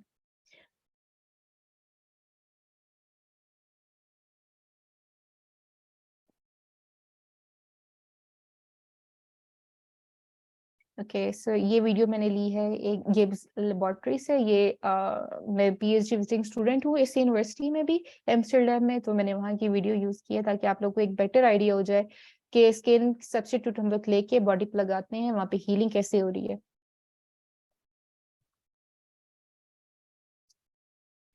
फर्दर अब हम यूज तो कर रहे हैं वो स्किन सब्स्टिट्यूट्स, तो उनके हमें क्या क्या फायदे हो सकते हैं उन पे चलते हैं। तो अब जैसे कि मैंने आपको बताया कि आपकी हीलिंग जो है स्किन सब्स्टिट्यूट को यूज करके फास्ट हो सकती है, बहुत तेज हो सकती है एज कम्पेयर टू कि अगर आप उनको नेचुरली हील होने दें। अगर आप बहुत ज्यादा, जैसे कि बर्न पेशेंट की एग्जांपल दी कि वहां पे 70 to 80% उनकी स्किन बर्न हो चुकी है, तो अब उस केस में तो आपकी बॉडी खुद हील नहीं होगी, अगर सपोज होगी भी तो बहुत आहिस्ता होगी, और हो सकता है कि हील होने से पहले वहां पे बहुत ज्यादा इन्फेक्शन शुरू हो जाए और जो उसको हील होने ना दे। तो उन केसेस में आप डायरेक्टली स्किन सब्स्टिट्यूट यूज कर सकते हैं ताकि वहां पे इम्प्रूव्ड वुंड हीलिंग हो, फास्टर वुंड हीलिंग हो, और पेशेंट की जान भी बच जाए। नेक्स्ट नेक्स्ट है कि as compare to normal healing, normal healing में ये होता है कि आपकी बॉडी पे स्कार बन जाते हैं, वहां पे बहुत ज्यादा निशान रह जाते हैं, और अक्सर ये भी होता है कि आपकी स्किन एक नॉर्मल लेवल पर रहने की बजाय आपकी स्किन बाहर की तरफ प्रोड्यूस होने लग जाती है, और वहां पे बहुत मोटी स्किन बन जाती है, उसको हम कहते हैं केलॉइड्स। उसमें क्या होता है कि आपकी स्किन की हीलिंग नॉर्मल नहीं है, वहां पे एक तो निशान भी रह रहा है, और वहां पे एक एक्सटेंडेड स्किन बन गई है जो आपको वहां पे प्रॉपर निशान छोड़ के जा रही है। तो अगर हम लोग स्किन सब्स्टिट्यूट यूज करते हैं तो आपकी बॉडी की हीलिंग जो होती है वो बिल्कुल नॉर्मल होती है, और स्किन सब्स्टिट्यूट लगाने का तो निशान रहता है, लेकिन वो जो एक एक्सटेंडेड स्किन बन रही है उसका किसी किस्म का निशान नहीं रहता है। फर्दर जैसे मैंने आपको बताया कि आपके जो स्किन सब्स्टिट्यूट, अगर आपकी स्किन ओपन है, वुंड ओपन है, तो वहां पे इन्फेक्शन हो सकता है, लेकिन अगर हम उसी स्किन को कवर कर दें अपने स्किन सब्स्टिट्यूट से या लैब में जनरेटेड स्किन से इसको कवर कर दें, तो आपका इन्फेक्शन नहीं होता और स्किन प्रोटेक्टेड हो जाती है। फर्दर इसको मैं कहना चाहूंगी कि ये पर्सनलाइज्ड ट्रीटमेंट है और इसको हम कह सकते हैं कस्टमाइज्ड ट्रीटमेंट है। क्या मतलब है इसका कि आपने एक पेशेंट लिया, उसी की बॉडी के सेल्स यूज करके उसके लिए आपने एक आर्टिफिशियल स्किन बनाई है, तो उसमें किसी और की स्किन यूज नहीं हुई, उसी पेशेंट की स्किन यूज हुई है। तो हम कहते हैं कि ये पर्सनलाइज्ड ट्रीटमेंट है उस बंदे के लिए। तो क्योंकि अगर आप किसी और बंदे के सेल्स यूज करेंगे और किसी और दूसरे पेशेंट पे लगा देंगे, तो वो पेशेंट की बॉडी हो सकता है कि वो सेल्स को एक्सेप्ट ना करे और उसको रिजेक्ट करते रहे, जिसको जैसे मैंने आपको बताया उसको हम कहते हैं ग्राफ्ट रिजेक्शन। क्योंकि आपकी बॉडी में इम्यूनिटी है और आपकी बॉडी के अंदर बाहर से कोई भी चीज एंटर होगी, चाहे वो आपके फायदे की है चाहे वो नुकसान की है, आपकी बॉडी उसके अगेंस्ट एक रिएक्शन स्टार्ट कर देगी कि नहीं ये आउटर है, ये फॉरेन है, इसको अंदर नहीं आने देना चाहिए, ये अच्छा हो ये बुरा हो, इसको हमने डिस्ट्रॉय करना है। तो जो अगर आप किसी और पेशेंट की बॉडी से सेल्स लेके लगाएंगे तो आपकी बॉडी उसको डिस्ट्रॉय करने लग जाएगी। जैसे कि अगर आपको मैं एग्जांपल दूं, जब किडनी ट्रांसप्लांट की जाती है कुछ पेशेंट्स में, तो अक्सर ये होता है कि किडनी फेलियर हो जाता है, किडनी रिजेक्शन हो जाता है, क्योंकि वो किडनी उस बंदे की अपनी बॉडी की नहीं होती, वो किसी और की बॉडी की होती है। तो आपकी बॉडी उस किडनी को डिस्ट्रॉय करना शुरू कर देती है, क्योंकि वो फॉरेन पार्टिकल है, फॉरेन बॉडी है। तो इसीलिए जब आपने स्किन सब्स्टिट्यूट बनाना है तो आपने सेल्स भी उसी पेशेंट के लेने, आप किसी और की बॉडी के सेल्स यूज नहीं कर सकते, क्योंकि फिर कोई फायदा नहीं है। अगर आप इतनी ज्यादा स्ट्रगल कर रहे हैं कि 1-2 हफ्ते लगा के अपने लैब के अंदर पूरा एक सब्स्टिट्यूट बना रहे हैं, पूरी स्किन बना रहे हैं, और उसके बाद उसको इतना टाइम लगा के उसकी बॉडी पे लगा रहे हैं और देख रहे हैं वूंड बंद हो रहा है कि नहीं, कोई फायदा नहीं है अगर आप किसी और बंदे के सेल्स लेके उसको यूज कर लेंगे तो। इसलिए मैं कह रही हूँ कि ये एक पर्सनलाइज, इसको एक पर्सनलाइज ट्रीटमेंट कहा जाता है। फर्दर लो ग्राफ्ट रिजेक्शन है, ये वही बात है जो मैंने आपको बताई कि आपकी अपनी बॉडी के ही सेल्स यूज हो रहे हैं, तो वहां पे आपकी बॉडी बिल्कुल भी अलर्ट नहीं होगी कि ये कोई फॉरेन पार्टिकल है, उसको इजिली एक्सेप्ट कर लेगी, आपकी ग्राफ्ट रिजेक्शन नहीं होगी। फर्दर लॉन्ग लास्टिंग इफेक्ट्स हैं, अक्सर ट्रीटमेंट्स में ऐसा होता है कि आपकी जो बॉडी है वो उस चीज को ट्रीटमेंट को लूज करना शुरू कर देती है आफ्टर सम टाइम, तो इस सिचुएशन में वो नहीं होता। फर्दर ये कि अब स्किन सब्स्टिट्यूट्स को हम किन किन फील्ड्स में यूज कर रहे हैं या किन किन डिजीजेस के अगेंस्ट स्किन सब्स्टिट्यूट्स को यूज कर रहे हैं। लार्ज ओपन वुंड्स, जैसे मैंने आपको वीडियो में दिखाया है कि अगर आपकी बॉडी पे बहुत बड़ा कोई जख्म है, बहुत ज्यादा स्किन लॉस हो चुका है, तो आप उसको कवर करने के लिए स्किन सब्स्टिट्यूट्स को यूज कर सकते हैं। उसके अलावा बर्न वुंड्स, जैसे मैं आपको साथ साथ एग्जांपल देती रही हूँ कि अगर कोई भी पेशेंट की 80-90%, 30% या जितने भी परसेंट आपकी स्किन लॉस हो चुकी है बर्न की वजह से, आप उसको ट्रीट कर सकते हैं, उसको कवर कर सकते हैं स्किन सब्स्टिट्यूट की वजह से, की हेल्प से। Further chronic wounds, chronic wounds ये एक टर्म है जिसको हम ये एक्चुअली वो जख्म होते हैं जो जल्दी हील नहीं हो रहे होते हैं, तो उनको हम कहते हैं क्रोनिक वुंड्स। तो जैसे कि डायबिटिक वुंड्स हो गए, वो हील नहीं होते, वो उनको बहुत टाइम लगता है, और अनफॉर्चुनेटली पाकिस्तान में ऐसी कोई मेडिसिन भी नहीं है जो डायबिटिक वुंड्स को की फास्टर हीलिंग कर सके या एटलीस्ट हीलिंग ही कर दे। तो पाकिस्तान में अभी तक ऐसे कोई भी मेडिसिन, कोई भी ऐसी ट्रीटमेंट प्रेजेंट ही नहीं है। तो हम क्या कर सकते हैं कि स्किन सब्स्टिट्यूट को यूज करके उन क्रोनिक वुंड्स को आप कवर कर सकते हैं और हील भी कर सकते हैं। तो ये एक बड़ी रेवोल्यूशनरी टेक्निक हो सकती है वुंड मैनेजमेंट के लिए। Vitiligo, this is skin condition जिसके अंदर आपने देखा है पाकिस्तान में बहुत ज्यादा पेशेंट्स इसके कि आपकी बॉडी स्किन कलर को लूज करना शुरू कर देती है, और आपका बॉडी का कोई भी कलर है लेकिन विटिलिगो हो गई है तो वहां पे आपकी स्किन बिल्कुल वाइट होना शुरू हो जाती है, वहां पे स्किन कलर खत्म होने लग जाता है। और अगर आप इसका भी यूजुअली कोई ट्रीटमेंट नहीं है कि अगर आप इसको प्रिवेंट ही कर लें या इसको रोक लें, इसका भी तक कोई भी ट्रीटमेंट नहीं आया। तो स्किन सब्स्टिट्यूट्स को अभी तक इस पे एक्सपेरिमेंट्स हो रहे हैं कि स्किन सब्स्टिट्यूट्स को यूज करके विटिलिगो को ट्रीट किया जाए, और आपकी बॉडी पे जहां जहां पे कलर लॉस हो रहा है, पिगमेंटेशन लॉस हो रहा है, उसको स्किन सब्स्टिट्यूट को यूज करके वहां पे कलर को रिवाइज किया जाए। लेकिन इसके ऊपर भी अभी तक एक्सपेरिमेंट्स हो रहे हैं। ये अंडर एक्सपेरिमेंटेशन है, इसको अभी तक मार्केट में नहीं दिया गया, अभी तक ये पेशेंट्स के यूज में नहीं है। तो इसके लेट्स सी कि इसके कैसे रिजल्ट्स आते हैं। फर्दर कुछ जेनेटिक डिजीजेस होती हैं जिसके अंदर आपकी स्किन जो आउटर लेयर है स्किन की वो नॉर्मली लॉस होना शुरू हो जाती है, टोटली आपकी बॉडी से स्किन उतरना शुरू हो जाती है। ये एक जेनेटिक डिजीज है। तो हम स्किन सब्स्टिट्यूट को यूज करके आपकी उस स्किन लॉस को भी बियर कर सकते हैं। जैसे कि ये एक एग्जांपल है, ये एक पेशेंट है जिसकी क्लिनिकल स्टडी की गई थी 2017 में कि ये एक बच्चा था और उसको उसकी स्किन लॉस हो रही थी जेनेटिकल डिजीज की वजह से। और उसमें ये किया गया था कि इसकी बच्चे की बॉडी की स्किन लेके उसमें स्टेम सेल निकाले गए थे और उन स्टेम सेल्स में जेनेटिक चेंजेस करके कुछ म्यूटेशंस थी जिनको ठीक करके उन स्टेम सेल्स को नॉर्मल किया गया था और उससे फिर स्किन सब्स्टिट्यूट्स बनाए और उस बच्चे की बॉडी पे वापस प्लेस किए और उसकी स्किन जनरेट हो गई थी। जैसे अगर आप देखें यहाँ पे टॉप लेफ्ट पे ये पेशेंट है, उसकी बॉडी से बिल्कुल स्किन उतर चुकी है और कहीं कहीं पे प्रेजेंट है। तो और उसके बाद इस बच्चे की बॉडी पे स्किन सब्स्टिट्यूट लगाया गया था और एपिडर्मिस को रीजनरेट किया गया था। और ये जितनी राइट पे इमेजेस हैं वो शो कर रहा है कि इस बच्चे की स्किन को इसकी पूरी स्किन हीलिंग हो चुकी है। ऑल्दो कहीं कहीं पे इसकी डी पिगमेंटेशन है, कहीं पे कलर है, कहीं पे कलर नहीं है, लेकिन I think this is better than having no skin over your body. तो ये एक बहुत ज्यादा अच्छा यूज था इन स्किन सब्स्टिट्यूट का, क्योंकि ये जेनेटिक डिजीज जो है जहाँ पे आपकी बॉडी की स्किन लॉस हो रही है, इसका कोई भी ट्रीटमेंट नहीं है। आप कोई कुछ भी करके किसी और की स्किन आप अपनी बॉडी पे पेस्ट नहीं कर सकते, या अगर आप ड्रेसिंग भी कर लें, आप अपने वुंड को क्लोज भी कर लें, फिर भी आपकी बॉडी को अपनी स्किन चाहिए होगी नॉर्मल फंक्शन करने के लिए, otherwise there is dead end. ठीक है, और ये एक 7-8 इयर्स का बच्चा था, तो ये डेड एंड है, इसके बाद कोई ट्रीटमेंट नहीं है।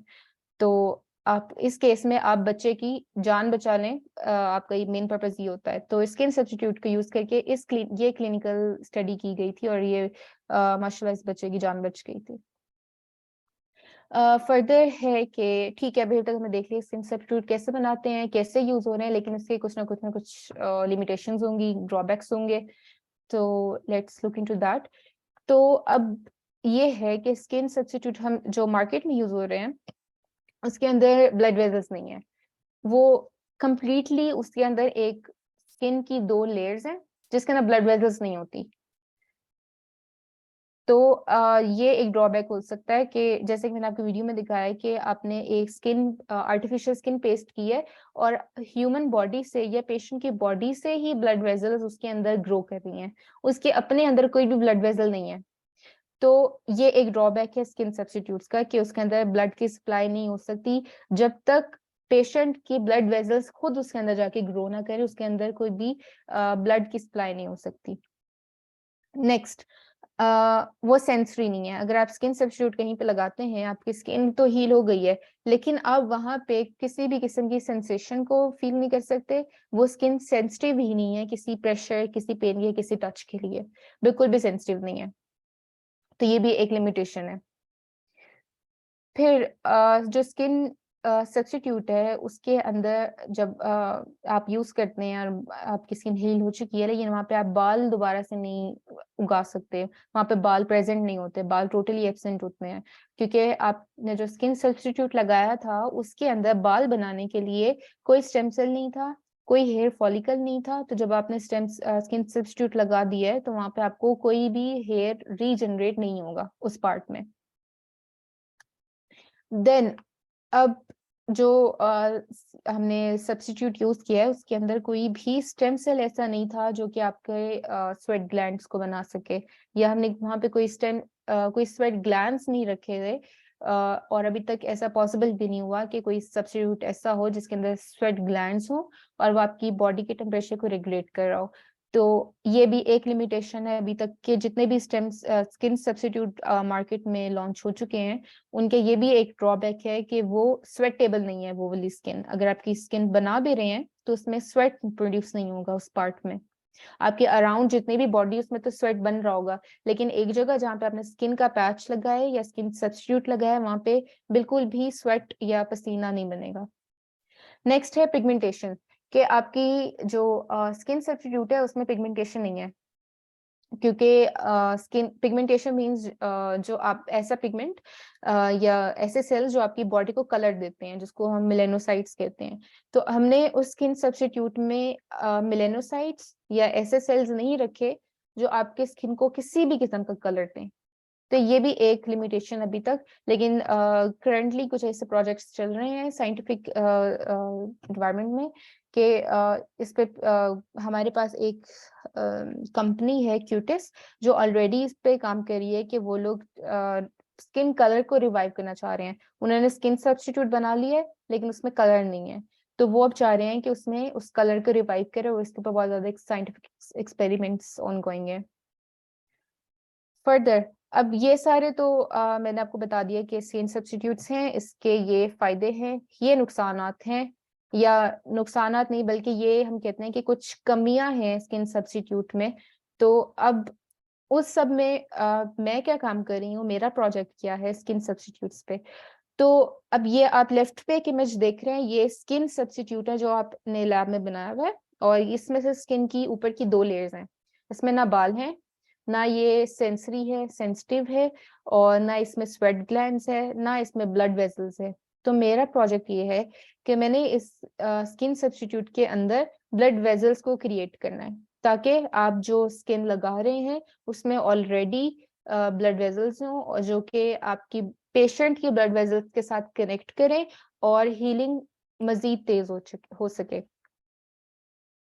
नेक्स्ट मेरा ऑब्जेक्टिव है कि मैंने उस स्किन सब्स्टिट्यूट को सेंसरी बनाना है, उसके अंदर कुछ नर्व्स डालनी है, ताकि वो वहां पे जब आप स्किन सब्स्टिट्यूट को यूज करें तो आपकी वो जो रीजनरेटेड स्किन है वहां पे, वो दोबारा से किसी भी टच को फील कर सके, टच सेंसिटिव हो सके। थर्ड मेरा ऑब्जेक्टिव ये है कि मैंने उस स्किन सब्स्टिट्यूट के अंदर कुछ बाल डालने हैं, to be very honest hair follicles डालने हैं, ताकि जब आप स्किन को यूज करें स्किन सब्स्टिट्यूट को, तो वहां पे आप बाद में आपके हेयर्स वहां पे रिप्रोड्यूस हो सके, रीजनरेट हो सके। तो मेरी लैब इस तक इन 3 ऑब्जेक्टिव्स पे काम कर रही है, जिनमें से ब्लड वेसल्स अभी तक स्किन सब्स्टिट्यूट में जनरेट हो चुकी है, और किसी किसी हद तक ये हेयर्स भी प्रोड्यूस हो चुके हैं, बट उसको थोड़ा सा फर्दर रिफाइन करना है, और अब हम इस पे काम कर रहे हैं कि स्किन को टच सेंसिटिव कैसे बनाया जाए। तो मेरी लैब इस प्रोजेक्ट पे काम कर रही है। फर्दर मैं आप लोगों को कुछ सजेशंस देना चाहूंगी, क्योंकि कुछ लोग इस वक्त इसमें स्किन स्टेम सेल्स में ज्यादा इंटरेस्टेड होंगे, हो सकता है कुछ ना हो, लेकिन जो इंटरेस्टेड हैं उनके लिए मैं एक पेपर है राइट साइड पे, stem cell past present and future के नाम से, आप ये पढ़ सकते हैं फर्दर डिटेल्स के लिए, स्टेम सेल्स को समझने के लिए, कि आप लोग की जिस साइड पे इंटरेस्ट हो आप इसको समझ सकते हैं, इसको पढ़ सकते हैं। और कोर्सेरा एक ऑनलाइन वेबसाइट है जहाँ पे आप लोग डिफरेंट कोर्सेज कर सकते हैं। वहाँ पे the science of stem cell के नाम से एक कोर्स है, आप वो करें। आप बहुत इजी है, बिगिनर्स के लिए है, और बहुत सारे स्टूडेंट्स, जैसे यहाँ पे एक उन्होंने लिखा हुआ है कि 44,000 स्टूडेंट्स ने अभी तक ये कोर्स कर लिया है। तो आप भी ये ज्वाइन कर सकते हैं, फ्री ऑफ कॉस्ट कर सकते हैं, और इसके थ्रू आप लोग देख सकते हैं कि स्टेम सेल्स क्या है, आपको कैसे हेल्प कर सकते हैं, if you are more interested in that. Further, इस पूरे लेक्चर से आपके टेक होम नोट्स क्या हैं, आप इससे क्या अखज़ कर सकते हैं, नतीजा क्या अखज़ कर सकते हैं। हमने स्टेम सेल्स की बात की कि आपकी बॉडी में वो कुछ भी बना सकते हैं, कुछ भी, ऐसे कुछ भी नहीं है कि आपकी स्टेम सेल आपकी बॉडी में कोई एक चीज हो ना कि नहीं बना सकता, हो ही नहीं सकता, तो ऐसा नहीं है।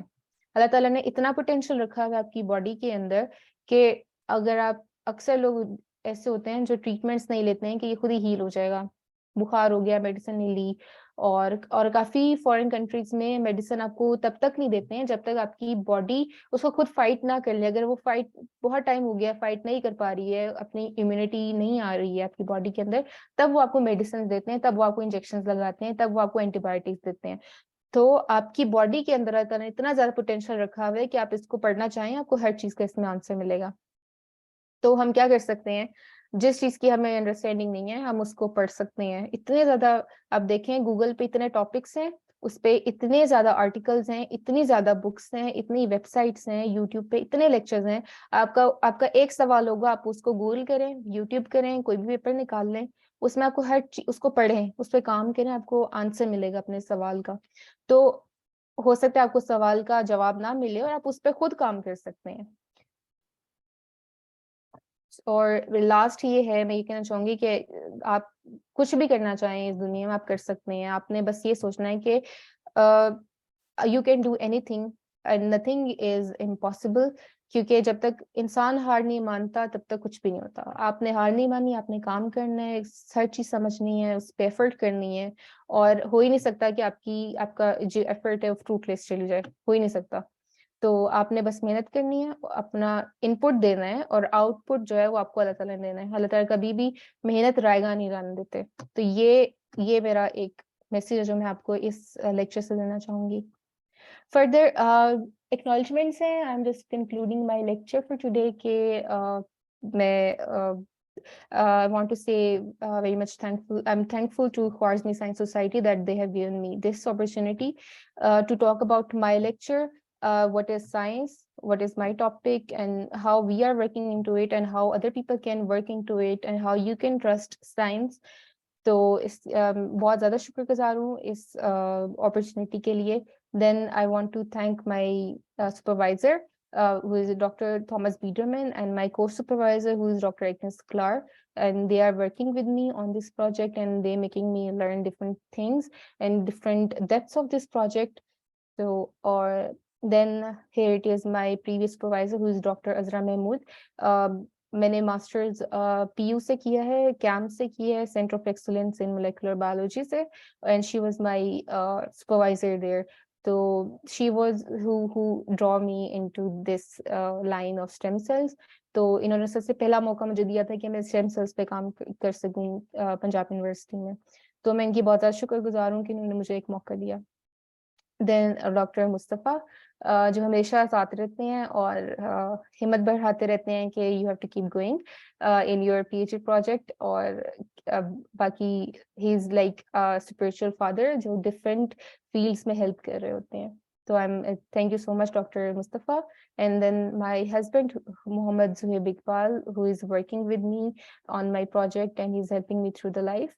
And my family, whose prayer, उनकी जितनी भी दुआएं, उनके बिना मैं यहाँ तक नहीं पहुंच सकी थी, और उन्होंने हमेशा मेरा साथ दिया है शादी से पहले, शादी के बाद। तो मैं उनका बहुत ज्यादा शुक्र अदा करना चाहूंगी। वो इस वक्त मेरा लेक्चर भी सुन रहे हैं इस वक्त।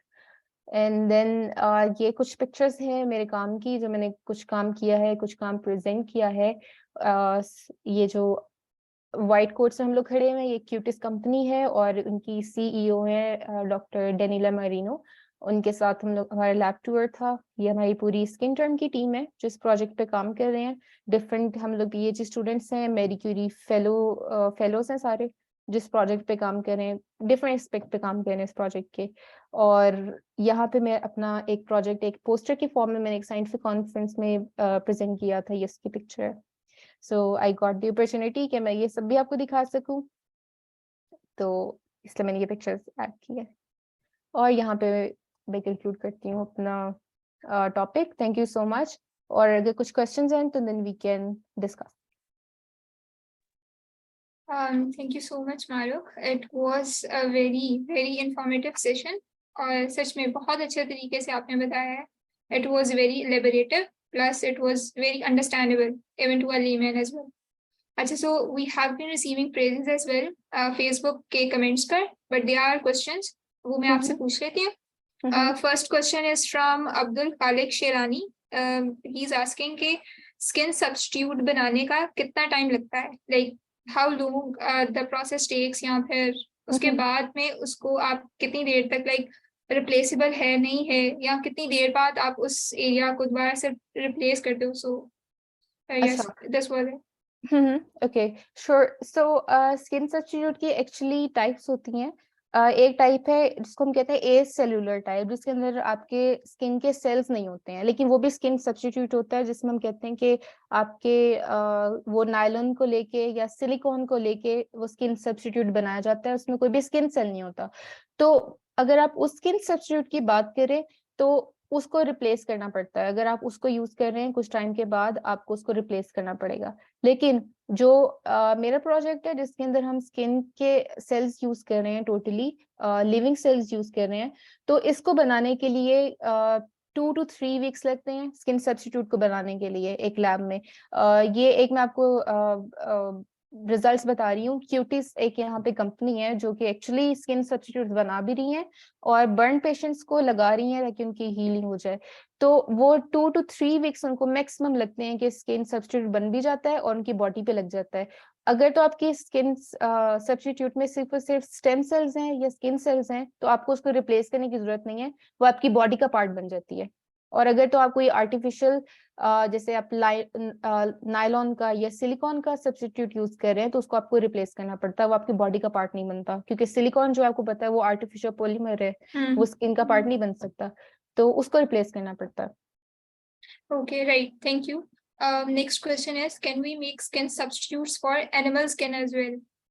कि हम जानवरों के लिए भी ये सेम प्रोसेस इस्तेमाल कर सकते हैं?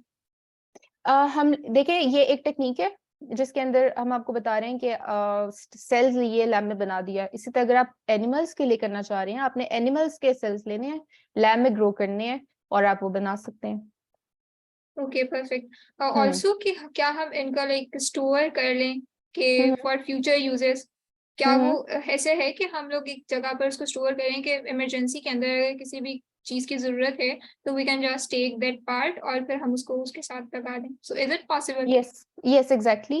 क्योंकि जो कंपनी है ये क्यूटिस, जी। दिस वन, तो ये लोग क्या करते हैं कि पेशेंट के सेल्स लेते भी हैं और इनको स्टोर भी कर देते हैं, क्योंकि बहुत लेस पार्ट होता है स्किन का जिससे आप स्किन सब्स्टिट्यूट बना रहे होते हैं और बाकी को आप प्रिजर्व कर लेते हैं। They are preserving it for at least 20 years, ताकि अगर आप 20 years के बाद भी एक पेशेंट वापस आता है कि आपके पास मेरे सेल्स होंगे और मुझे ये दोबारा इंजरी हो गई है तो आप मुझे दोबारा से वो एक ट्रीटमेंट दे सकते हैं। तो they are preserving it for that many years ताकि आपको वो दोबारा से स्किन सब्स्टिट्यूट बना के दे सकें। Okay, okay, perfect. Also, there was a question कि in case of skin substitutes, कि आप अपने skin का color ऐसे genes change करें कि आपका skin का color change हो गया। So I guess आपने वो बता दिया कि you are working on it, है ना? No, actually I am not working on it, और it's not about genetical level। हम लोग genetical level पे ये नहीं कर रहे हैं कि skin का level, skin का color change करें, क्योंकि अगर आपने skin का color ही change करना है ना तो आप जो cells आपको color दे रहे हैं आप बस उनको change कर सकते हैं। जैसे अगर आपकी पिगमेंटेशन प्रोड्यूस कर रहे हैं मेलेनोसाइट्स, तो आप ऐसे सेल्स उसमें ऐड करते हैं जो आपके स्किन को थोड़ा लेस कलर दें। That's it. आपको जेनेटिक लेवल पे करने की जरूरत नहीं है इसको। Okay, okay, perfect. Also there was this question कि इसकी ethical और legality क्या है, कि कोई ethical side क्या है इसकी, कि कोई laws वगैरह हैं या कुछ और है? यस, यूजुअली जो लॉज होते हैं वो स्टेम सेल के यूज पे होते हैं कि आपका जो सोर्स है स्टेम सेल्स का वो इलीगल ना हो। जैसे कि कुछ टाइप स्टेम सेल्स की टाइप्स हैं जो कि आप फीमेल बॉडी से ले सकते हैं, और फीमेल बॉडी में जो आपका बेबी बन रहा होता है, फीटस होता है, yes. या जाइगोट होता है, वो स्टेम सेल आप उससे ले सकते हैं। तो ये एथिकली अप्रूव्ड नहीं है। आप किसी भी प्रेग्नेंट लेडी से उसका फर्टिलाइज्ड एग या फिर फीटस नहीं ले सकते। तो ये लिमिटेशन है, लेकिन स्किन के लिए लेने के लिए कोई ऐसी कोई लिमिटेशन नहीं है। Okay, perfect. Next question was about the cost, कि कितना ज्यादा ये महंगा हो सकता है, कि would it be accessible to the public in future, या फिर क्या आप सोचती हैं कि कब तक हो सकता है?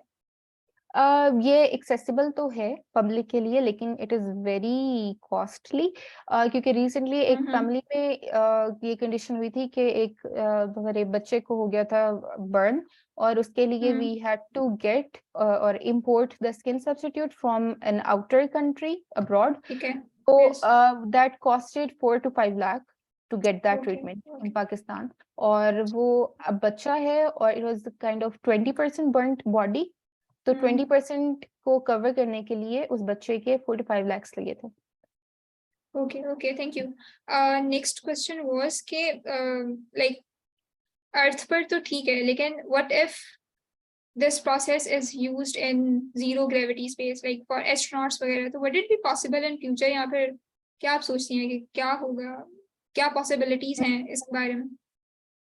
देखिए, it is totally a very normal human skin.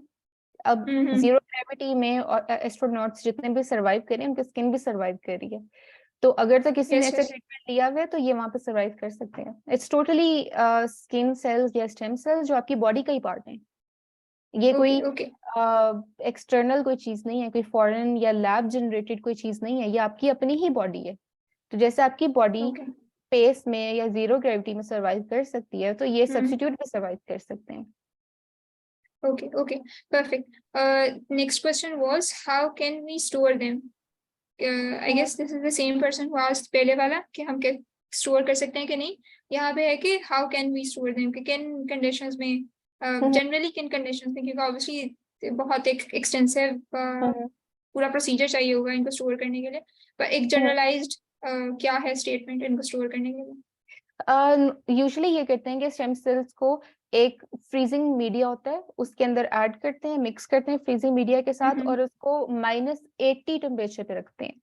तो जैसे हमारी लैब के अंदर पूरे एक रूम्स है -80 डिग्री के, और उसमें बहुत बड़ी बड़ी फ्रिज होती हैं, -80 के टेम्परेचर में किया हुआ है, तो आप उनको उस मीडिया के साथ ऐड करते हो और इतनी छोटी सी वाइल के अंदर ऐड करके तो स्टोर कर सकते हैं for years, several years. Okay, perfect. I guess this is the last question. Can this STEM treatment is applicable for paralyzed patient? Maham Zeeshan ने पूछा है कि क्या paralyzed patients के ऊपर ये treatment हम कर सकते हैं, उनके लिए यूज के नहीं?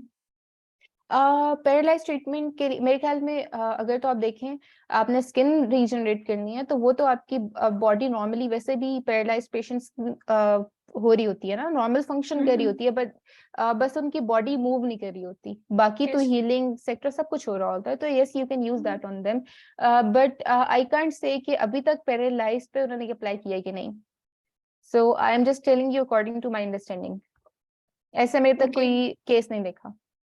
Okay, okay, perfect. Thank you so much, Maruk. I guess this was it. And yeah, once again, thank you so much. It was very informative. Plus, it was a very a well-prepared presentation. Thank you so much. No I problem. guess, yes, yeah, मैं live बंद कर देती हूँ and you can stay for बाद में बात करने के लिए. Everyone who was watching, thank you so much. And this was it. So yeah, thank you so much for joining, and stay tuned on our social media pages for any further projects in future. Thank you once again. Allah Hafiz. Bye bye. Allah Hafiz.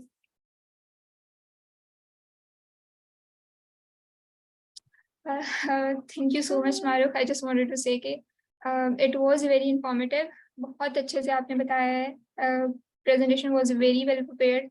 We have been receiving comments ना, पूरी praises हैं teachers के भी और viewers के भी. So thank you so much once again. Thank you so. Thank you so much इस platform के लिए, और ये एक्चुअली मेरा फर्स्ट प्लेटफॉर्म था जहाँ पे मैंने कुछ प्रेजेंट किया है पब्लिक के लिए, क्योंकि इससे पहले तो हम लोग साइंटिफिक कम्युनिटी में कर रहे होते हैं, तो आई डिडंट नो कि मैंने बहुत सारा टाइम ले लिया है।